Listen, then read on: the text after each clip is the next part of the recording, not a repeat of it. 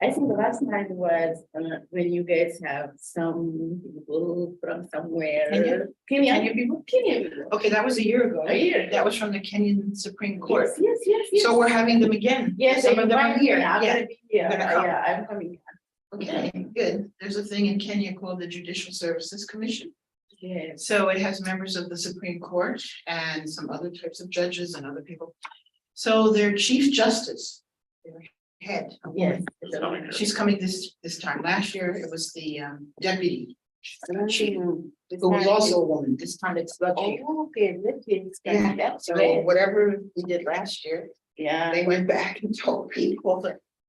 So some of them are the same, but some of them Okay, might that's actually are good. new. Yeah. So I'm very excited. I was at the airport last night for some of them and some trickling in the next couple of days. Which event are you coming for? Monday? I'm feeling at the International, yeah, International Center. yes. That's great.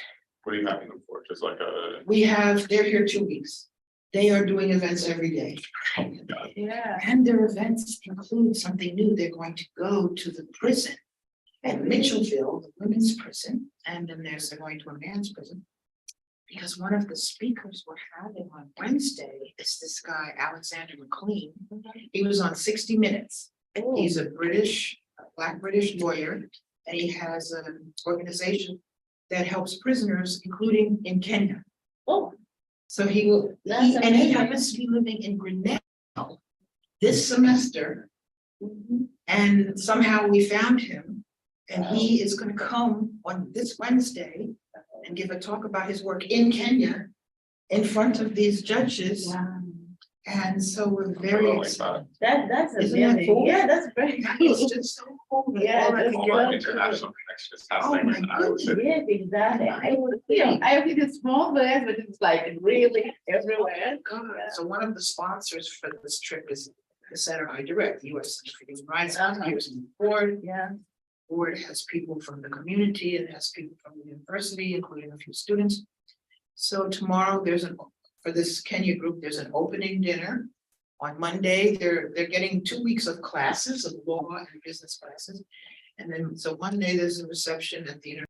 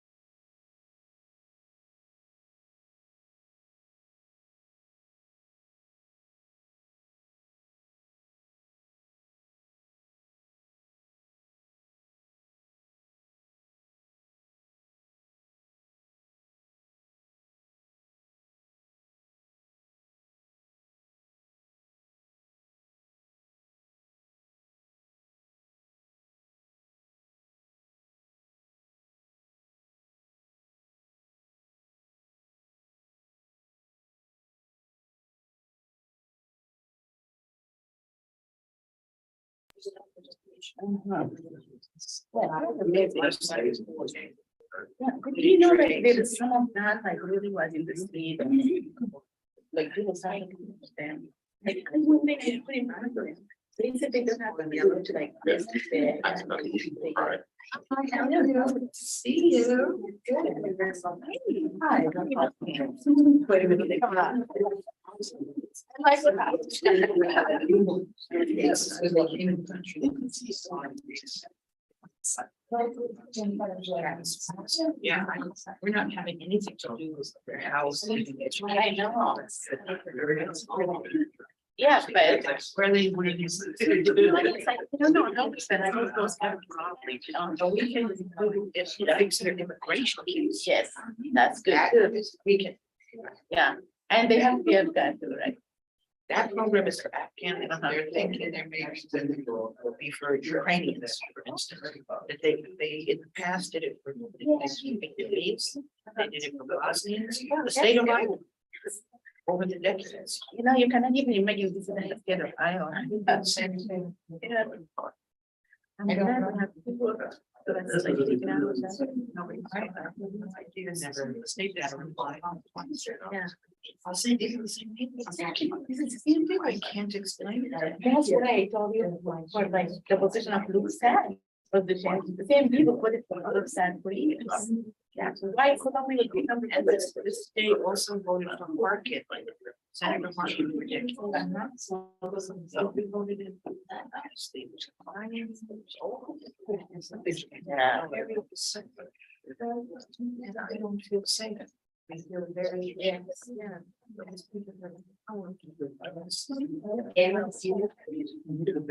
So. That's many hours because like, I'm so like more young people coming, they would be more progressive and stuff like that. They voted. Is it good, really?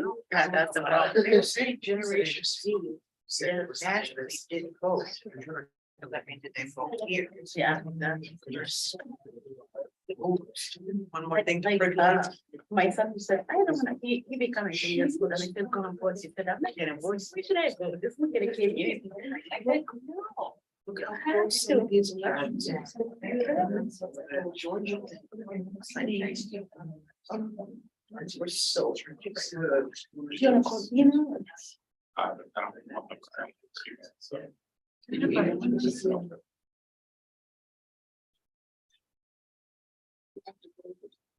I think we just started. So that our camera is there, right? This thing that's lit on, it's not. That's the microphone. is that, It's his computer. The Yeah. camera is your. Yeah, yes, yeah. Okay. So, yeah. That's they have it on Saturday.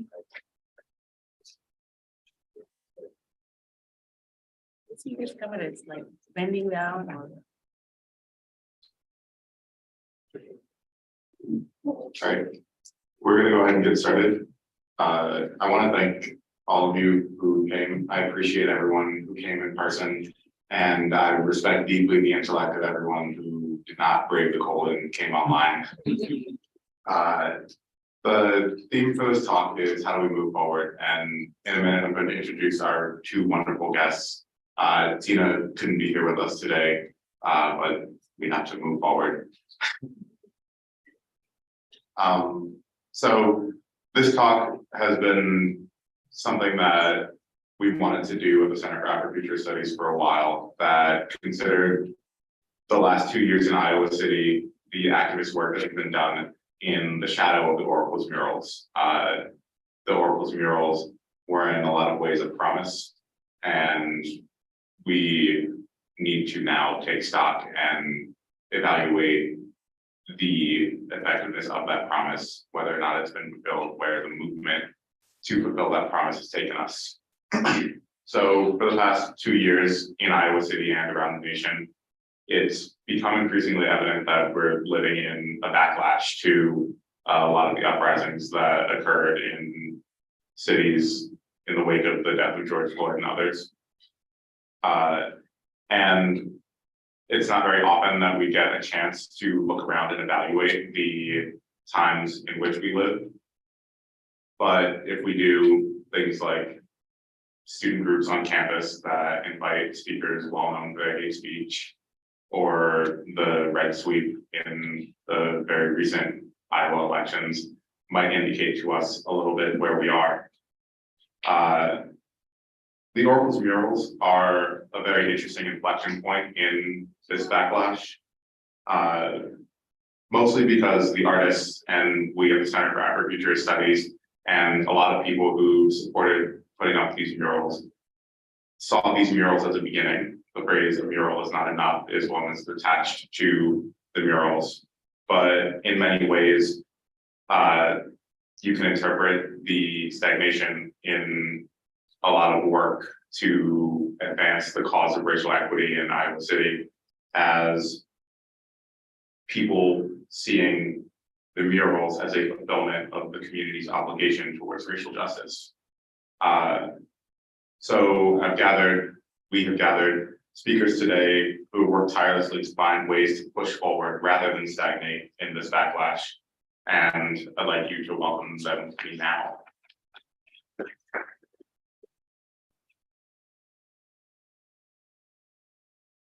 Our first speaker, our first panelist is Mazahir Salih. She is co-founder and executive director of the Center for Worker Justice, where she has worked for 10 years to champion workers' rights and curb the exploitation of some of the most vulnerable members of our community. Mazahir's name is a well-known one in Iowa City. She formerly served as city councilor and mayor pro tem, and seen firsthand from many angles the work being done to care for the community. Adrian Wing is the Sick Dutton Murray Professor and Associate Dean for International and Comparative Law at the University of Iowa Law School, where she has taught since 1987. Wing is also director of the Iowa Center for Human Rights and author of over 150 publications, as well as editor of the volumes Critical Race Feminism, a Reader, and Global Critical Race Feminism, an International Reader.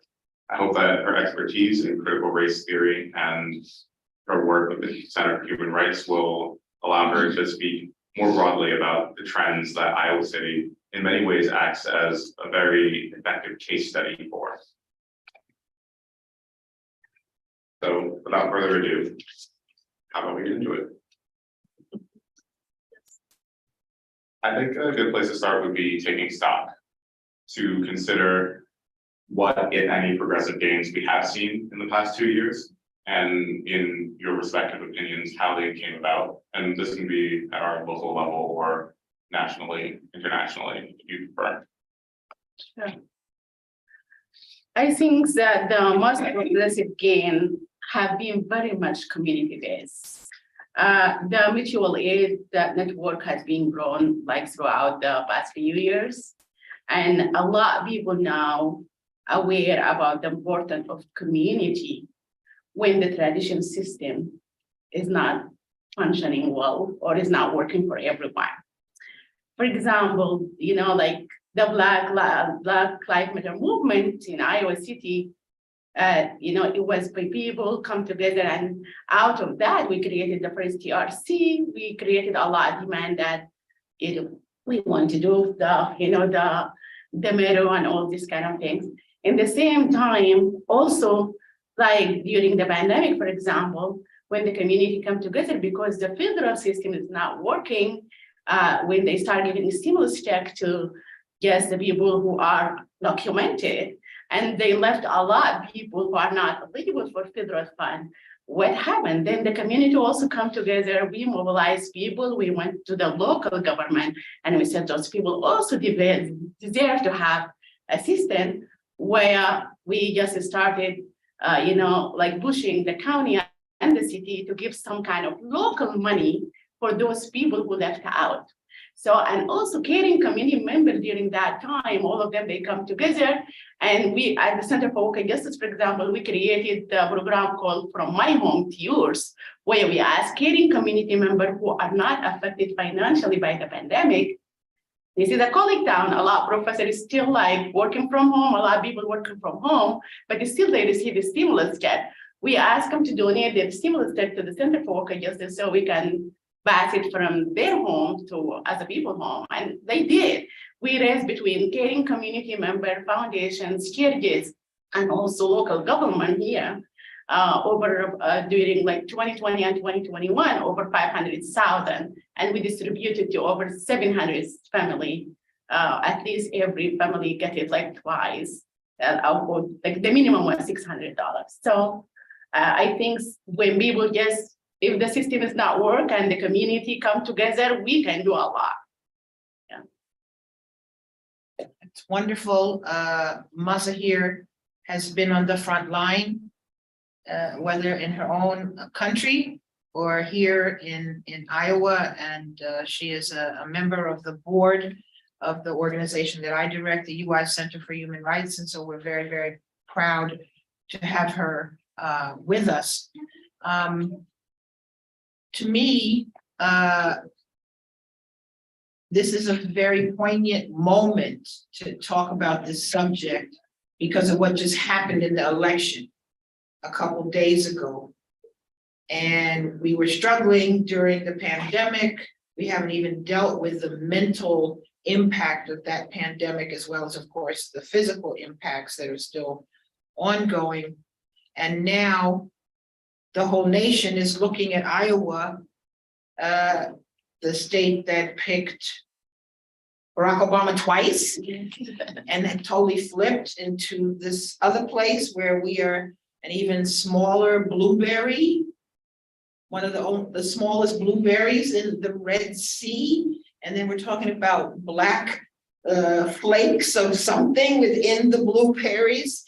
And so I think we were off to a good start, but that trajectory now may be crushed. So even though we may do some small things, we of course still have our wonderful mayor and our other members, but you know, the power of the state and the counties, et cetera, to limit us in having the Republic of Iowa City is, I think, going to grow. Because even though this state is very red, as we know, nationally, they did not do as well as they thought, or as many of us thought they were gonna do. And so I think a lot of that power here and the frustration, though, about the national scene may make it that, okay, we can't affect whatever happened in Pennsylvania, but we can certainly crush things here in this state as we gear up now for the presidential election. And if they permit Iowa, right, to keep a spot either near the front or something, then those candidates are going to start coming in here. Governor DeSantis is going to be living in Iowa, maybe, right? We don't know about former President Trump, et cetera. So the fact that we did the TRC, right? I was involved in drafting the South African Constitution after apartheid. And related to that was the creation of a TRC. And I was involved with the founding mothers and fathers of the Constitution and that TRC. And here in Iowa City, we were looking at the lessons from South Africa. But here we are in South Africa, 30, almost 25 years after that, and they still got incredible problems. Well, you can't overcome centuries of racism, whether it's in South Africa or here in America, in a few years or a few decades, or maybe in 100 years. So I feel very depressed often, but then I think, why am I trying to think we should have cured something when these structures are so deeply rooted that no matter what you try to do, you're still in the master's house, as the late, great Audre Lorde, Black feminist, lesbian scholar wrote. We're in the master's house. His tools that we're learning here at the university or in the community, they're not meant to destroy his house. We're trying to like find little spaces in the house or make a better room in the house. So anyway, that's what I'll say about where we went. I'm really interested that you mentioned the trajectory of these movements and the trajectory of that energy as something that has leveled off or been crushed. The active voice in that, I think there is a very interesting case that I'd like to point to in the past couple of years. So protesters made very specific calls to defund the police. These similar demands were echoed by activists in Iowa City, by students here on campus with the Cops Off Campus movement that achieved a massive interest.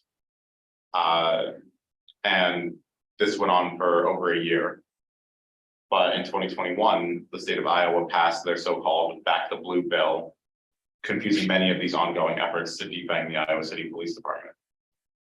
This was accomplished by threatening to withhold the state funds from cities that would reduce their police budgets disproportionately with regards to the rest of their budget. Is there anything in particular about the way that this organizing happened in Iowa City that was particularly susceptible to intervention at the state level? I'll go first. And then you go. Yeah, you have to look at what happened with the defund the police. What happened here is part of a national system, right? And the people running for office, the progressive, the Biden, none of them were embracing that, right? So it didn't matter where you were. It was like, no, we're not gonna have that. That's gonna have a boomerang effect. And so, of course, we were no more successful here with that than any big city.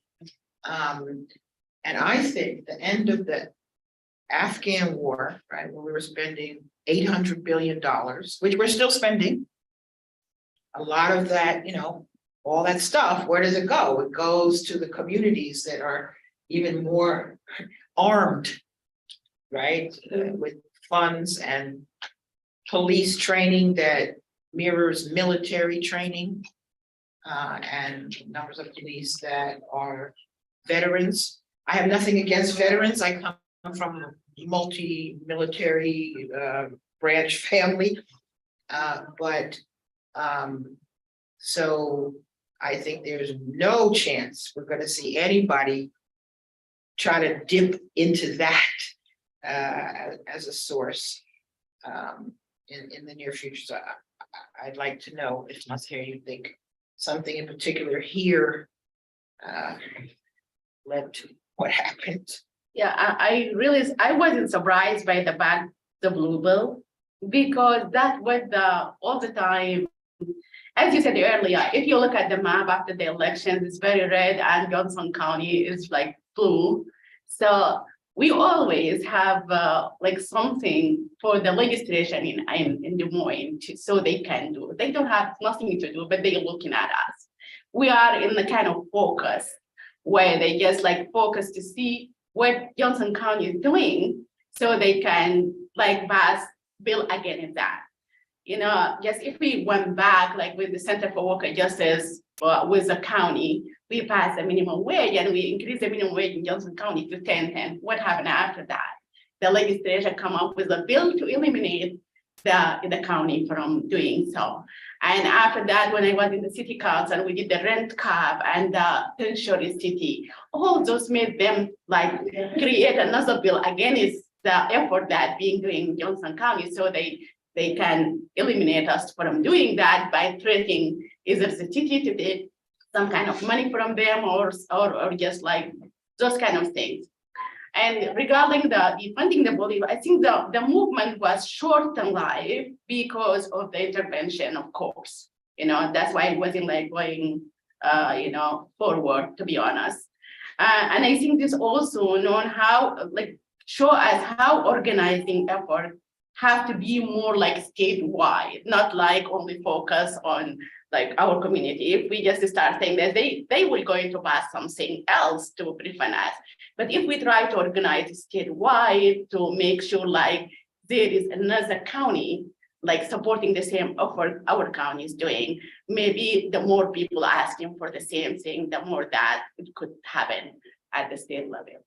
But that's only in the little blue dot. The blue dots are so small. Maybe we need like right? more organized people, educate people, and I just believe like young people. I have a lot of young people who can change this. So hopefully, if they vote, of course, if they go and vote and do this. So I wanted to bring up something about the structure of the American system, we have, as I think everybody may know, something called federalism. So most countries are unitary, so they would decide in the capital, the minimum wage for the country will be $25 an hour.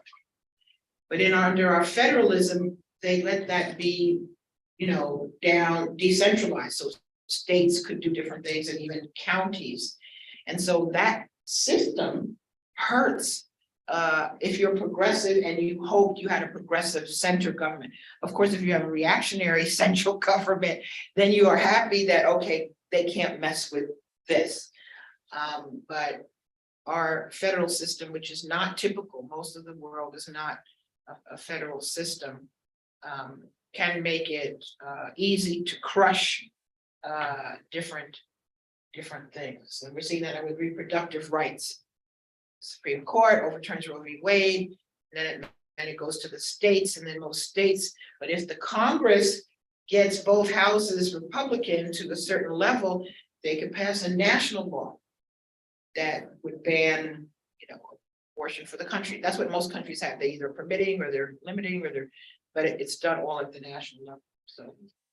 So in that framework, at the intermediate level, at the state level, is where we in Iowa City see a lot of progressive gains being rolled back or being crushed.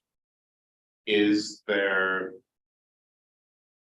use in organizing, let's say, around reproductive rights at the local level to fight the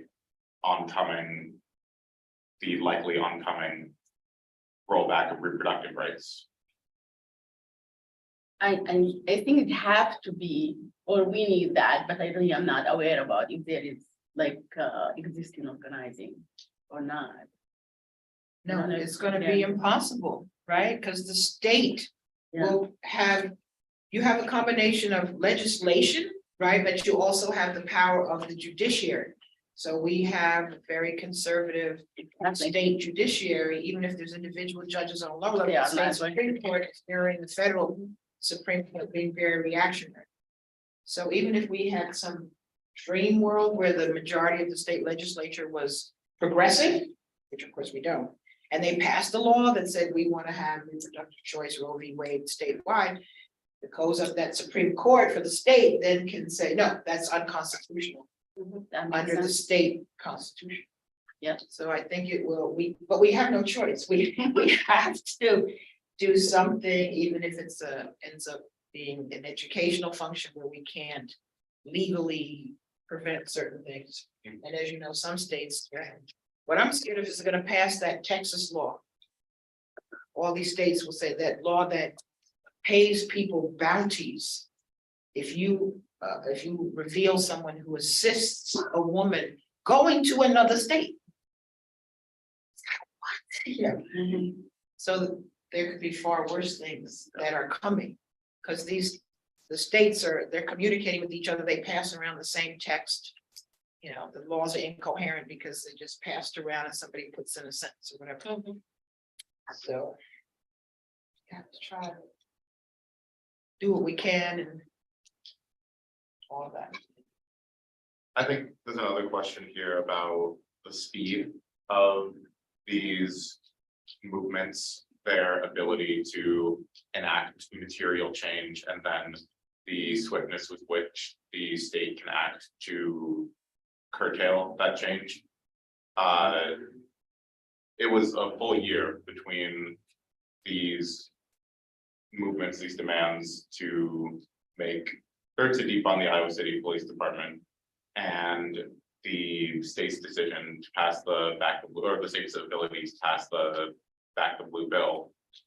If we were in a hypothetical land where organizers could have gotten something in front of the city council or in front of the Johnson County Supervisor's office within that time, is there any reason to expect that the change could have been a little bit more concretized before the state took action to unconcretize it?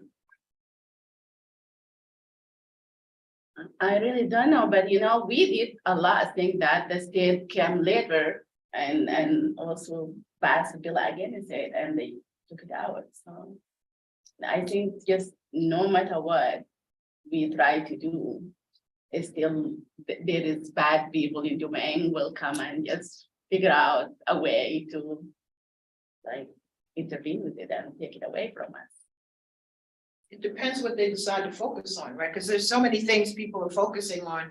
So they may say, okay, we don't need to deal with this at the moment because we're doing whatever. Making sure the Iowa State Constitution has a equivalent of the Second Amendment for your right to bear arms or something, right? That passed. Yeah. Right?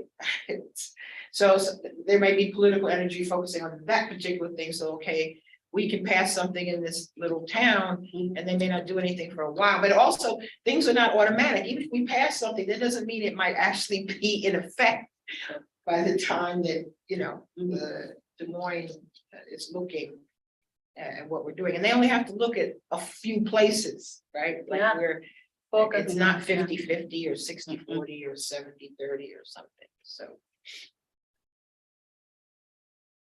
And then in the case of police reform, police abolition, there is a tension that did slow that movement between voices demanding that the city defund the police and those asking for more incremental change. Things like removing the MRAP from the Iowa City Police arsenal. Like, is there a way to resolve those tensions so that these movements can be faster or organized? You can't blow up the master's house, right? So defund the police, we're not gonna do that. But you may within the room say, okay, okay, can we not have flamethrowers, you know, be used in the street? Can we not hire people who were fired from another district for police abuse? Because that happens all the time, the system's not natural. So what we're doing is tinkering, or what I call as a critical race theorist, we're putting band-aids on cancer.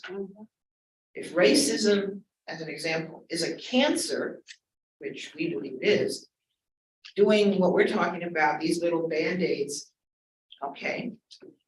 But you know, if you're really fighting a cancer, you have to do the equivalent of chemotherapy and radiation and holistic methods and surgery. You got to do a whole bunch of things that would be big restructuring, if not blowing up. As you know, with chemo and all that, the chemo itself can nearly kill you in an attempt to, you know, cure you. So that may be, we may not have that power to do that level, and all we can do is try for some band-aids. Or like, okay, we want diversity. There needs to be more diversity hiring, diversity training, diversity. DEI, as you know, is the current iteration of decades of trying to progress in terms of race, or gender, or LGBTQ, or other issues now.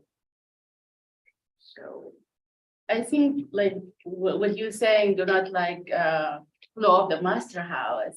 I think just starting from there, how do we know the people, like how the people understanding what defunding the police is?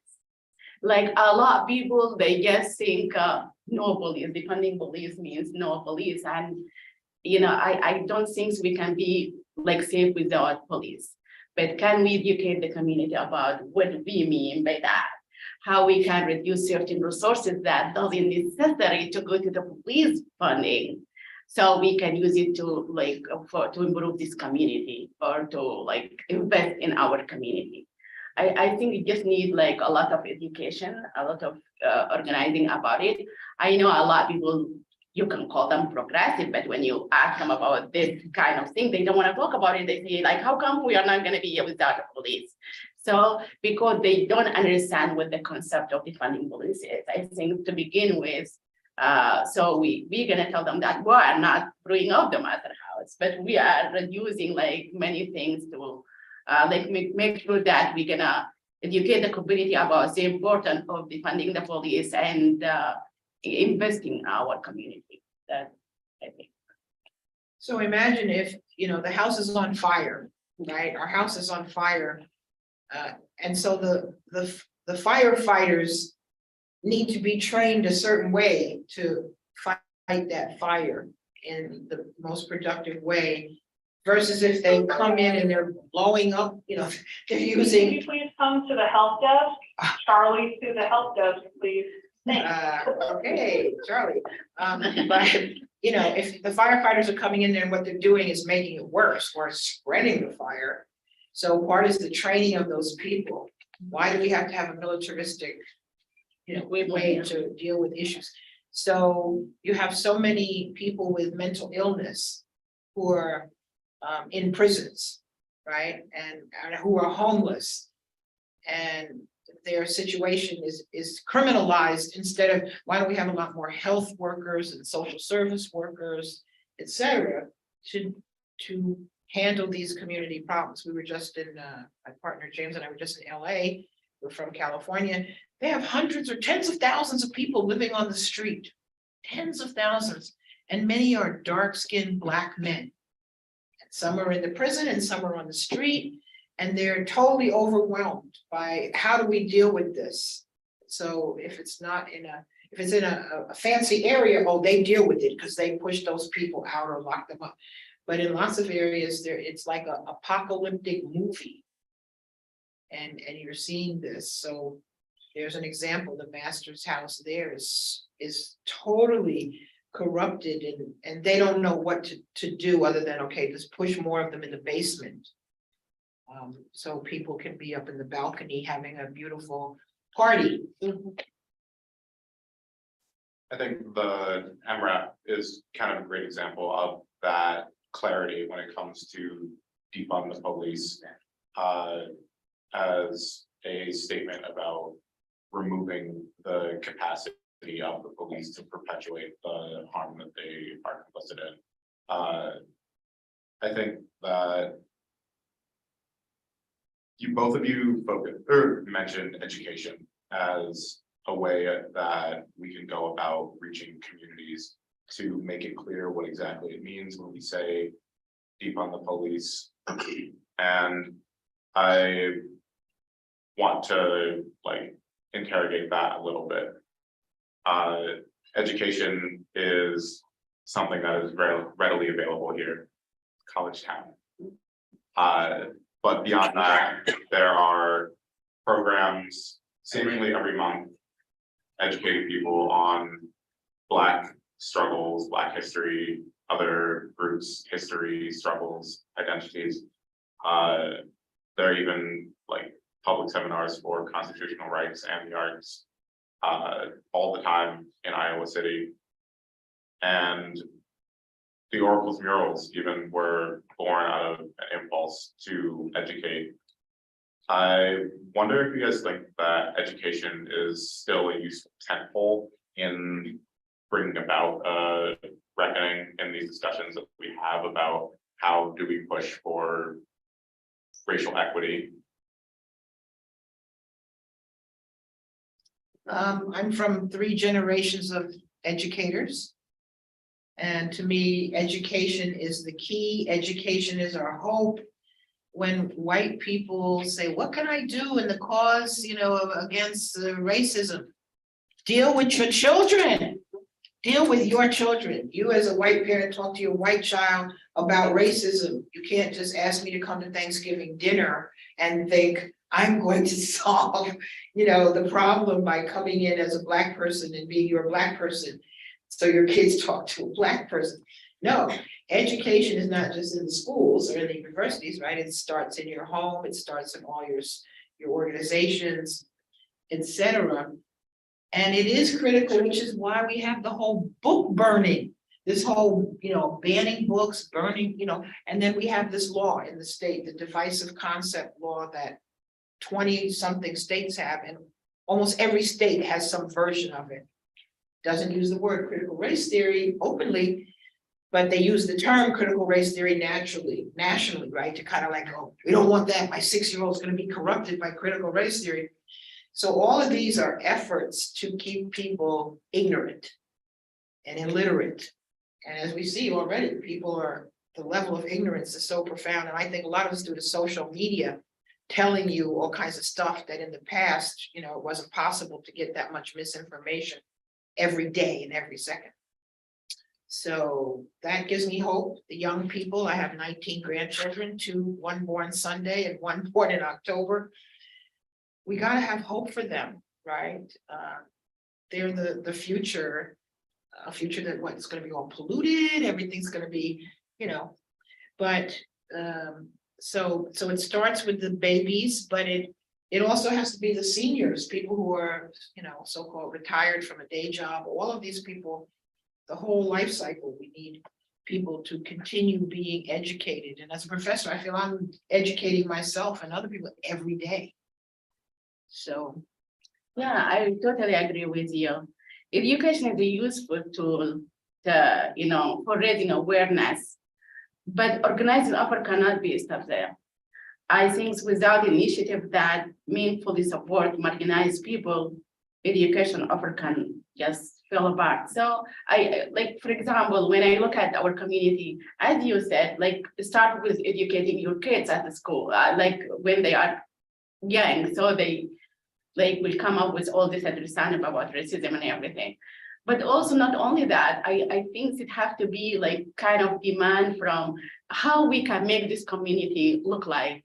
I mean, like the school, the county, the city. How can we like make those institutions look like the community?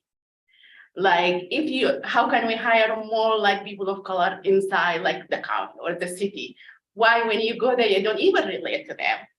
If everything become look like the community, and also bringing the people in the table of making decision, like how can you part of that education when before you make a decision about anything about people, for example, the city or the county, they would like to make a decision about, or the school district, I'm not just picking up on certain people, but all of them, they would like to make decision about the people of color in the community.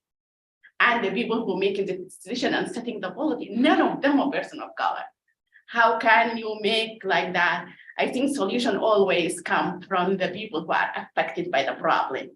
Like if you are trying to help certain people and they are the people who are suffering, just bring those people to the table of the chair and say, hey, how can we solve this? Always those people have very creative solution. That's, you know, just education is not the only thing. I'm gonna say education plus all this offer to like make change, real change in the community. West High has 51% students of color.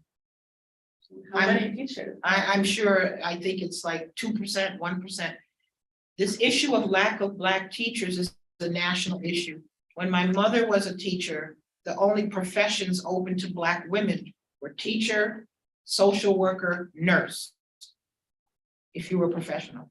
So when I come in, a boomer, I can become a lawyer, a doctor, you know, a professor, an architect. And I didn't become a high school teacher like her. I said, are you mad I'm being a lawyer? I said, she said, wow, I mean, I didn't even have a clue that was open. What that means is it's trained out the Black professional teaching group. And as you all know, teaching K through 12 is so underpaid that people have other options. And so we're not going to, unfortunately, be able to get, you know, even 5 or 10% Black teachers anywhere in the country. I mean, this is, like I say, it's not just an Iowa thing. It's harder here because we don't have 10% of the state being Black people, but we have to do something, right? Because the marginalized people at the bottom are ignored by these leaders who make up solutions without their input. Exactly, but seeing also like the school hiring some teachers who are Black and they cannot retain them. Like, for example, if we remember Southeast junior high teacher, principal, who was Black. 2 years later, she's not there. At the Northwest Junior High, like Black principal. And after that, people organize against how can we give the supporting tool when we're hiring Black, whether at the city, the school, the county. When we hire Black people or people of color, let us give them the supporting tool so they can do the job, and we keep them and recruit more people. But I know a lot of people who go and finally get a job, but they don't stay. Like after that, they will, I can mention ton of people really in this community. Whenever we hire them, they don't stay there because they cannot. There is many things make them just rather resign than continue because they did not get the supporting tool to continue working there. So I think the example of Black people in education is a very pertinent one. Mostly this issue of burnout when it comes to education. You mentioned that when there's a problem, the person that you should ask for the solution is the person who is suffering from the problem, because they will have the creative solutions.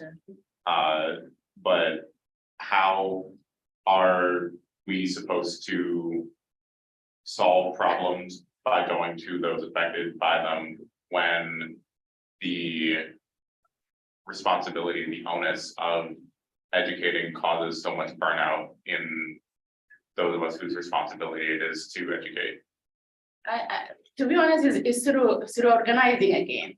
I can give you the example of what happened at Rose Oaks. You guys familiar with Rose Oaks? Is the apartment building it used to call like Dolphin Lake, or it used to call also like Lakeside apartment or something like that. When a developer came and asked those people to move out in 30 days, and because they want to tear this down, like affordable apartment to make it to students. And what happened is we went there and we organized those people. But we ask them, what your demand? What you want to see? We did not say, hey, we're going to solve the problem for you. No, we ask them what you want to see happening to you. This person already bought this apartment. There is no way we cannot even change the zoning because it's zone apartment and they want just to remodel it and make it students apartment. So there is no even way to go to the elected official and say, hey, don't rezone it. So we ask the people what you want to see, and everybody starts saying, okay, we want this and this and this. And they have one of the demand was they will remodel everything. Don't charge us. Give us all the deposit that we give you. Like you cannot charge them for the deposit, and you're gonna be like remodel this apartment. So, and also give us like more time until our lease ended. Give us, they are the one who come up with the demand, and we took that demand. We start putting a pressure on the developer so they can do that, and it happened.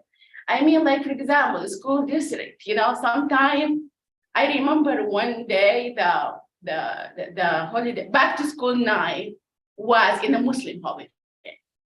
In the same day Muslim holiday was back to school night. Okay, when you put your calendar, why don't bring the people to come sit down and see like, okay, let us see if there is any holiday here or anything here. Like that's what I mean, creating a policy of distributing money for affordable housing, like during the pandemic. You asked about certain like criteria for them to be eligible. How can you come up with that? Some of these criteria cannot be met by certain people. And another thing, you remember when the school district was trying to have this, like you have to have ID as a parent instead of to access the school. Long time ago, I remember before the Center for Worker Justice created the community ID. And they just think like everybody have an ID. Whether there is certain people in this community, they don't have access to government ID because they don't have the necessary documentation to do so. So just like bringing people before you come out with this policy and just try to listen to what they say. So after that, create the policy that could work for everyone in the community. That's what I really mean. Like Dr. Eddie Moore, who has his EDD from Iowa, and he has an institute, the Privilege Institute. He goes all over the country talking about racism, white privilege, etc. One of his books is about white women teaching Black children. So he knows the reality. We're not going to get enough Black teachers for all these Black children. So we have to educate the people who are going to be doing these things so that they don't replicate all of these horrible isms that they've been doing. So part of that education has to be, in critical race theory, we have a term like looking to the bottom, going to the people affected. So you're going to have people with high levels of education who are predominantly white, who are going to have this education, but it's not in their education that we're not doing anything unless we start with the parents and start with, you know, the people to ask them, do any of these things make sense? Some years ago, I went to Washington, I wrote testimony for Congress for a person who had a program about gangs. And this was when Clinton they passed a bill, an anti-gang bill. And after we went to this testimony, we went to a meeting with all of the top federal officials dealing with gangs. And the only Black people in the room was this person who was presenting and me.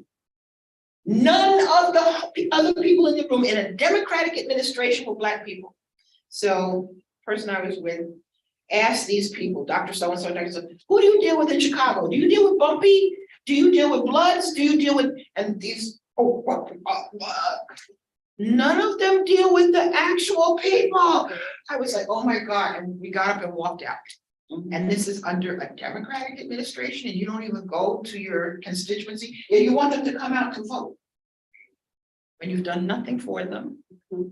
And our future depends on the majority of the people who are not all highly educated to come out and vote. And for us to try to pass some things that are more progressive. And I am scared about that for the future, right? But have more questions for us. So, these like multiple ways of educating and being an educator are seeming to be very important in the answer to the question of whether or not education is still a useful tentpole. And I think that Mazahir, you touched on a way in which you facilitated the demands of the residents of Lakeside Apartments. Is there a difference between educating and being a person whose demands are being facilitated? Like they have the answers to the questions, the solution to the problem when you go to the bottom to find the people who are being affected by this problem. So I want to like ask, is that a form of education or is it something else? I believe is a form of empowering, and through education also, because empowering will be also like you educate them about their things. And that's most of the thing we do at the Center for Worker Justice. When you come with a problem, we don't solve the problem for you, but we help you solve, we can solve it with you. Like we want to empower you to have the necessary tools to figure out the solution. So you will be a leader and you will advocate for other people in the community. So when we brought those people in one room and we already educate them about what their right is, what can be done, what the policy said, what the law saying on this, we told them we cannot change it because this developer will do whatever he want to do because this is zoning apartment, it's residential, he cannot change it. Those things they don't know about it.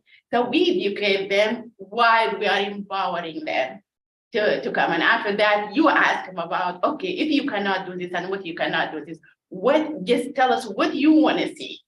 And that's what the solution coming from them. And we will see if that's like a solution could happen. If like, for example, they demand that to have relocation fund. We said that's something good. We went to the city of Iowa City and we pressure on them to give them relocation fund.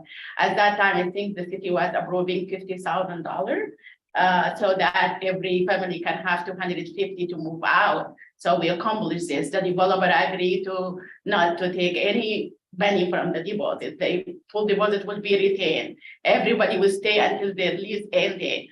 And if you move out early before you leave, and if you get $500 bonus and all this kind of thing. So I think just by And everybody was satisfied after everything. Nobody was like mad, and they try to figure out places to go because they feel like even though they displaced, but now they have some demand that will help them move out. So successfully. It's still frustrating because it's like, okay, there was a room in the master's house and it was kind of run down. It wasn't, so it's like, and we want to just kick the inhabitants of that room out so we can gentrify it so that students who have loan money or whatever can live a more fabulous life. And so rather than just kick these other people out on the street, okay, we'll give you, did you say $250? Just only. $250? Just Could that move, can that move? I don't understand how that can move. I mean, it's better than zero, With your deposit, maybe. right? With And the maybe with, deposit, yeah. you know, and then of course, how do you move somewhere else? Then you need a deposit, they need it. So, but this is much better. We have to take every victory that you did for this, rather than, why can't we get real affordable housing? Enough affordable housing in this community. So people could, you know, one of my daughters is from Ethiopia, two of them, and they one is in a Habitat for Humanity house, and they had to physically work on that house. Everybody knows that program, and so she is owning this house, you know, paying every month. What she pays goes directly all to her owning it rather than to interest.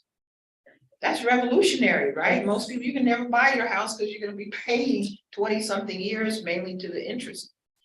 So things like that, affordable housing, which is an issue, and I'm sure this community has redlining, right? Certain communities, people are clustered, and other people can't get proper mortgages. Alexander, could you please come to the help desk? Alexander, to the help desk, please. So I have one more question, and then we'll take a few questions from the audience. Another retrospective question, something about the work that goes on at both of your centers. Is curious that outside of protests, many of the forums that people use, that the public use to influence and watch over the work being done to care for our community, moved online because of the pandemic. How has the mixing of digital forums into the ways that we gather affected engagement with the work that each of you do? I think so. This is what gets like the pros and the cons. But so it is for some members of the community, this is what amazing switch. So especially the people who can work from home, online or something like that. And the people who are really familiar with the technology and they have all the necessary equipment that they use from their home, whether they have good internet, they have computers, they know how to access computer. This is what's good for them. Even for us, as the Center for Worker Justice, our allies meeting have more people than ever because we switched online, but for the allies, which is not the low-income people, not the people who don't, this is was a huge problem for low-income people. Made the Center for Worker Justice remain open throughout the pandemic. We risked our health and life, and we stayed open because we know that our member, all the other organizations who helped during the pandemic was closed, and our member cannot access it.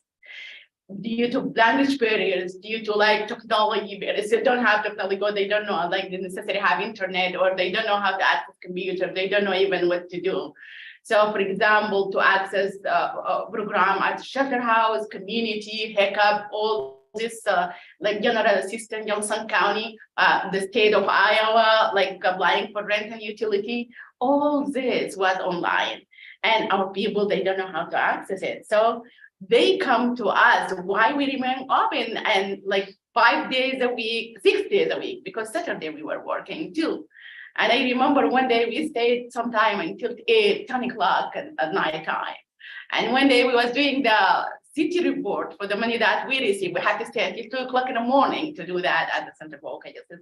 So we stayed for a long time. We interact with a lot of people. We try to make to make sure that we have the necessary precautions in place, mask and everything, and did the social distance. But we being filling out We have a clinic to fill out application for people to apply for the state. We have clinic to just try, like maybe refer people to local organizations here. We been calling for people as an organization so we can translate and leave a message for them. You know, it hit hard really. It wasn't good for the low income people because they don't have, and people of course, they don't have the necessary equipment, they language barriers, and they like also one-to-one services. You know, like even without the pandemic and everything, our member, they like to talk to somebody. They don't know how to, because if your English is your second language, sometimes if you cannot even like tell the person exactly what you want, yeah, I guess you can do anything that like you will figure out a way to make them understand exactly what you meant by like demonstrating anything. So I just believe like changing this, all the services online was good for some people and very bad for a lot of people in this community, the people who really needed help. And even it's good for the people who stay at home. They don't even need help. They are not the people who are going to apply for assistance. So those people just like, they can attend meetings through Zoom, or they can just like study online or just work online. But it was really hard for the people, the vulnerable people, the people who, and it's still until now, you know, some places is still closed. It's still they're doing something by phone or online or drop off. You just fill out the application, drop it off. We have all those applications in our office. We will come, we help them fill it out, we put it in an envelope, and we ask them to go and drop it in the like drop box that they have in front of the facility or the organization. So it was hard for a lot of people. I think it's amazing that, you know, when the pandemic hit March 2020, the entire world had to deal with something called Zoom that a few of us knew a little about. All the universities, all these, you know, institutions, and we see the strengths and the weaknesses of them. But I actually think it was amazing that the world did not collapse. The whole world did not collapse, right? And that, so now we've had 2 years worth, right, of all these things. And so to me, all of this, including social media, all this, that we are going to continue to have them. So how do we expand? If people, they don't have a computer in their house, or they don't have, they can't pay for Wi-Fi at all, or the level they're paying is not enough. And the children, I don't know here, do they give all the children computers in the school, right? They did. But then the parent maybe doesn't know how to use that to help the child. So we can expand, you know, the benefits of all of these items. So here we have a number of us together live, but it could be over the next few months, hundreds more people will see what we spoke about, which didn't happen before. During the pandemic, my center, we had like 8,000 views of our webinars. Of course, we never could have any fraction of that live. So the more we can help, you know, I have 90-something-year-old aunts. They weren't on a computer, period. They don't. So how do you help these people who they're not coming out to a center yet? They've got all these things they need done. So we need to use the positive aspects of these technologies and expand them out so that everybody in the house would have access to them. I'll keep this analogy of master's mouse. I guess seeing like a lot of people don't know even how to access computers, they don't know how to check their emails, and you know, just seeing those people made us really think about how can we expand this good service for those people to know. So I remember a lot, I guess in January you applied for the Human Rights Commission's City of Iowa City Human Rights Commission grant to create a computer lab so we can just start teaching people about like basic computer skills, how you open your email, how you send something, how you navigate computers. And you know that What does the mouse do? yeah, exactly. You know, and now we get fund, and so we just put like 10 computers, and we are ready to now to create the community lab inside the Center for Open Justice, so we can start like teaching people those things, because we just start seeing that that's how the world is going toward now. Everything become online. People like you can save you time, you stay in your comfort of your home. It is really good for the people who can do it, for the people who can use it. So I hope we will just be very successful and teaching a lot of people about this, so they don't have to get out from the house to do something. You're doing such good work at your center, and it's getting near the end of the calendar year. Does your center accept contributions, Yes. tax deductible contributions? Yes, we do. Which can be done online? Yes. Or even by something called a check Yeah. to support the work. Okay, Our see? center also, Yes. you say, what can I do? What can I do? Yes. Okay, I'm gonna give $10 or $5 or $20. Doesn't have to be a lot. Okay, after this, we're not gonna go have a drink and blow a bunch of money on having the drinks. Instead, that amount of money is gonna go to Mazahir Center. Right? Yeah, I hope so. Sometime tonight, I know you all gonna go out and do something, Yeah. right? So use part of that money. Say, she's on the front line, right? We all can't be on the front line, but we can support. I spend a day, there's a day in December, is it, or some day where you're supposed to write. So I do like all my things online, I'm gonna do them all on this day. Yeah. To support people who are doing such wonderful. Yeah, thank you. work. Thank you. And shocking, I wasn't giving, I was like, oh, all this time I haven't been giving to your center. I have to add it, all of you. Yeah. Have to add it. Yeah, $5, CWJIowa.org, okay? What is it again? CWJIowa.org. So, CWA. yay, Yay? yay. Oh, J. Yeah, Yeah, CWJ. Center for Work, I just said. Yes. Yeah. Iowa.org. Yeah, there is no dot, just Iowa.org. Okay, and ours is UICHR.org. Right. Good. I was going to give you guys the opportunity to plug. And thank you so much for your considerations from the local to the global. I think ending with this understanding of the internet sort of twining those two together is a good place for us to leave off. Don't they need to ask questions? Well, transition to that. Okay. Yeah. I was worried you're gonna dismiss us right there. No, we have time.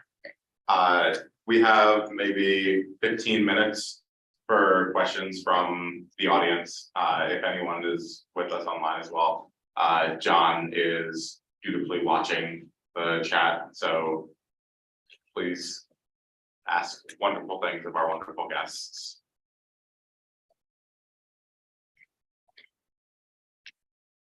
We brought up so many issues. Since we are in a library, what might be the role of institutions like public libraries, public museums, other public buildings, but especially libraries where there's no expectation of spending money? What is the role of those kinds of institutions within the community to sort of assist in the work that you are working with? It's critical, right? Because Yeah. they're not gonna have their own private computer and enough power and enough whatever, but as libraries have evolved over a century, their role continues to be critical, including being a warm place Mhm. for people who, don't have access to warm places. And once again, the role of a librarian, all these underpaid, nurturing, important positions that, we don't have enough people, we don't have enough hours. This library does compared to a lot of cities where, the library is not even open or only a few hours a week. So. Yeah, I think currently like the places like libraries, they've done a lot of good things for the community because they have access to computer, as she said, at least a warm place to stay and study and all these kind of things. But the problem is this is gonna be good for somebody who know what they are doing. They know how to access computer. They know, like, they can talk to the librarian in English. They can do.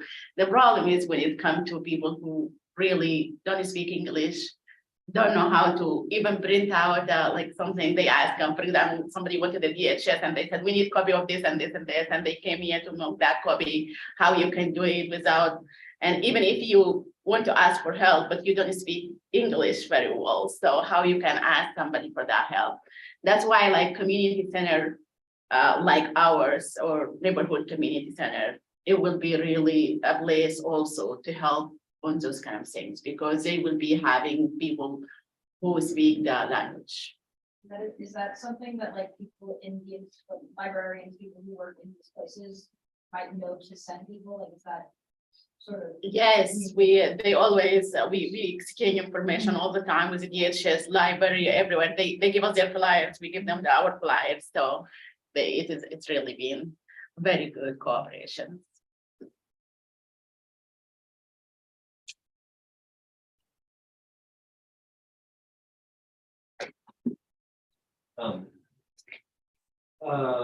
Try not to make this too rambly.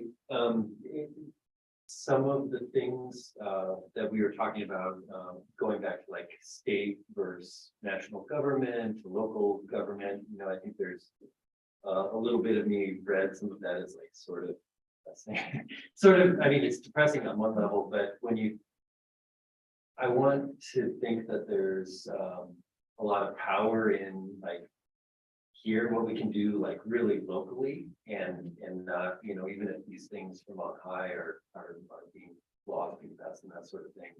So maybe the easiest question would be like, are there one or two like really specific bright spots in local activism that either of you have witnessed in the last year?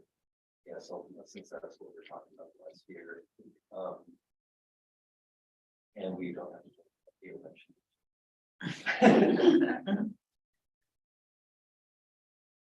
Do you mean like something happened, something good like passed by?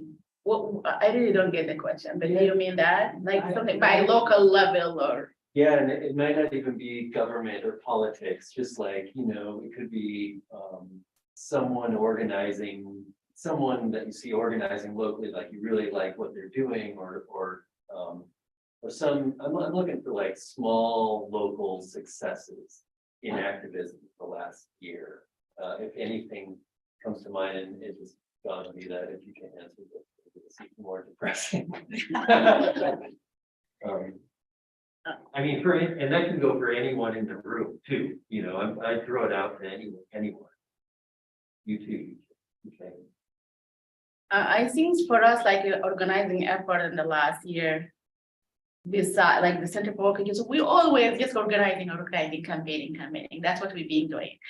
But for specifically for the last year, I think like a successful organizing offer was one of them, just like going to the city council and demand that you know, the people who cannot receive a stimulus check or they are not eligible for the federal assistance for rent and utility, if the city can give us money to do that. And that's what's successful at the county level and at the city level. And it's a very successful campaign that we did in 2 campaigns this year. Was one of them like changing the Section 8 policy from, you know, like if you have a Section 8, and I'm assuming everybody knows what Section 8 is, right? Okay, if you have a Section 8 housing and you want to be like you're absent from that housing, you have to be absent only 30 days. Like for example, going for vacation or going to visit like family or something like that, you have to be out of that house for only less than 30 days. If you went anywhere more than 30 days, they will take the voucher from you. You are no longer eligible. So, and I think this policy has been created 4 years ago. I was not here 4 years ago, so I don't know how Iowa City will look like when they creating this policy. Isn't it a federal policy? It is the federal, it is city policy. Yeah, you know, the federal policy have up to 60 days. And the city is having up like 30 days. So, and this policy has been created 4 years ago. I think the community was really different than how they look like now. Now we have a lot of immigrants, people from Africa, the first generation, like me. You know, all my sisters, my mom, my friend, my cousin, everybody in Sudan. No, I'm not like I'm the first generation here. My kids the first American generation. So, but when I go like maybe sometimes I go every year, but some people they go like every 3 years because they cannot like really have the tickets very expensive and they have to just like save money, use their tax return to purchase ticket for themselves and for their children and travel all the way to Africa. And just to going there by the airplanes 14 hours. And you know, like Sudan, we don't have a direct flight. We have to have a connection somewhere in the Middle East. Staying there 8 hours, so maybe sometime a day and go back. I just mean like it took you like 2 days at least to get there. And when you come back, also it took you 2 days to come back. And you stayed only like maybe like less than 25 days in Sudan after you pay all like over $10,000 of ticket. So this is not good because like even in Sudan, my kids will go and visit their family side from their dad, and it's in Eastern Sudan. My family Northern Sudan. So like just the travel amount in Sudan, in the country that is not developed like America, where you can get the street is good and everything. So we find out that 30 days is not enough. And this is have to be, and a lot of people came, they said, they tried to go the city of our city housing authority said, no, you cannot do that unless you have this. So people come to our office and start complaining about this policy. They said it's really tight for them. If their family live in America, for example, you can go and visit, you know, your sister in Virginia for 10 days and come back. You're not going to stay more than 10 days. So and again, but you can go again in the spring. You can go again in the winter. You can go again throughout the year. But those people go once a year during the kids' school vacation. So. And we just, when they are, we demand that the policy has to be changed to reflect the community. And whoever created this policy, they did not also have a seat for those people on the table. So they can know that some people really go for more than 30 days outside this country. So we changed it, and now I think they changed it to 60 days without any permission. But even you can go more than 60 days if you have like a family emergency or something like that with the permission. This is one of the policy change that we did during this year. The second one is Forest View Mobile Home Park. I don't know if like people know about it. It is a developer came, Forest View is like in North Dubuque on Foster Road, is a mobile home park over like, I guess it is more than 40 years old. And people live there, most of them are Latinos. And the developer came and asked them to move out because they bought the land. They want to build like this hotels and some business there. And CWJ, a long time ago, for 6 years, we created a tenant association. And we tried to fight this. And finally, it's approved by the planning and zoning that they will build affordable housing for them inside the park so they can move and the developer can build wherever it is. It's been approved by the city council, by the planning and zoning, everything was fine. Well, 2020, the developer decided not to do it. But those people was waiting for it for 6 years, fighting for it, and everything will, they did not fix their roof, they did not fix their mobile home because they don't want to put money on something that will be teared down. So, and the dredge when it comes, it hit Forest View very hard because, you know, the infrastructure there was not like really good. So, and we had to go to the carpenter union and on like the Teamster unions and on all a lot, Habitat for Humanity, all of them, they came voluntarily to fix the Forest View mobile home park houses. So they fixed the houses for them, so they can't relate it another winter, that's last year. So, and when we find out that the developer will close even the park, what we did, we came and to the city council and we demand that the city council give a relocation money. But this time they did not give 250, they give 50, like $15,075 to each family. So, and from American Rescue Fund. So I think 89 family eligible for that. And you have to be like a certain level of income and everything. 89 family was eligible. everybody, we get like 50%. We demand that they give them 50% upfront so they can move out. In the beginning, they said, no, move out and we will give you the check. We said, no, you have to give them something so they can move out. They give them 50%. And now if you moved out, they give you the second half of the check. And I think everybody has to move out by December 9th. We are helping those people move out. We try to find like something good for them, even though as she said area, there is a crisis of affordable housing in this community. We try to find, as much cheaper house that they can live in, because now they used to pay only for 310. And you cannot find a one bedroom apartment for 310. But we just try to help them out by finding another mobile home, maybe buying a new mobile home, because the mobile home that's not transferable, it's very old. So those two things that we really proud of this year. And yeah, last year was the fun. I want to make a point. I don't know about Section 8, but I can tell you, if you are the recipient of Medicaid or disability money, if you cannot leave the country for more than 30 days. You cannot. Your benefits can be yanked. And of course, if you lie and don't say anything, then they can yank it too. So I don't know about the Section 8 part, but Yes. often people are, if they're eligible for that, then they'll be getting other benefits that the government does not let you leave. However, if you're getting Social Security as in you're over 65, you could be anywhere in the world and you can get your money. So they are quite capable of permitting people to be out of the country and getting money. And I'm 66 and 4 months. In January, when I will start collecting my Social Security, even while I'm working full time, that's another thing, still work. So people need to know about this. So they might be, oh, I could do this, but meanwhile you went out the country and you're getting these benefits. I don't want to add to the example she gave, but to me, our survival, the fact some people passed away. I had over 90 relatives get COVID and 7 died before the vaccine. Right, and we're still dealing with that. But we as a world, and we as a United States and Iowa and Johnson County, the fact that we survived and are trying to come back from that, that's a miracle, right? And it's still shaky what's going to happen in the next couple of years, but we've gotten to this point. And so I wanted to end what I say with Maya Angelou has this poem about Still I Rise.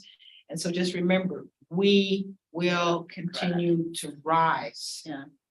We rise, we rise, we will rise. So we will, that's my final thought on that. Any other question? Well, I'd like to thank everyone for coming today, and of course, everyone who didn't come and is online. That's our talk. I would like to thank our amazing guests, and I would like all of your help to do so. So.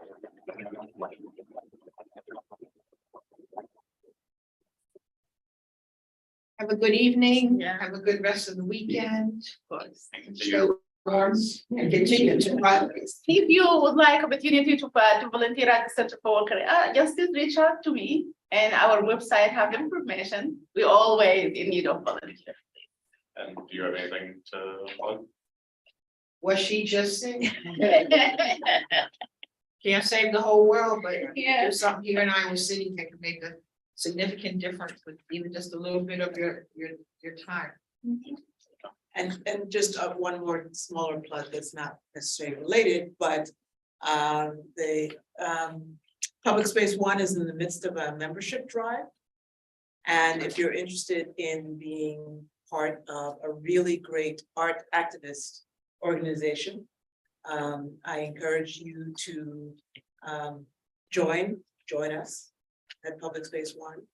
And you can focus also on the Center for Afrofuturist Studies and join and donate through that organization. So there's a lot of programs that happen in Public Space One, like this one and others. So please look at that as well.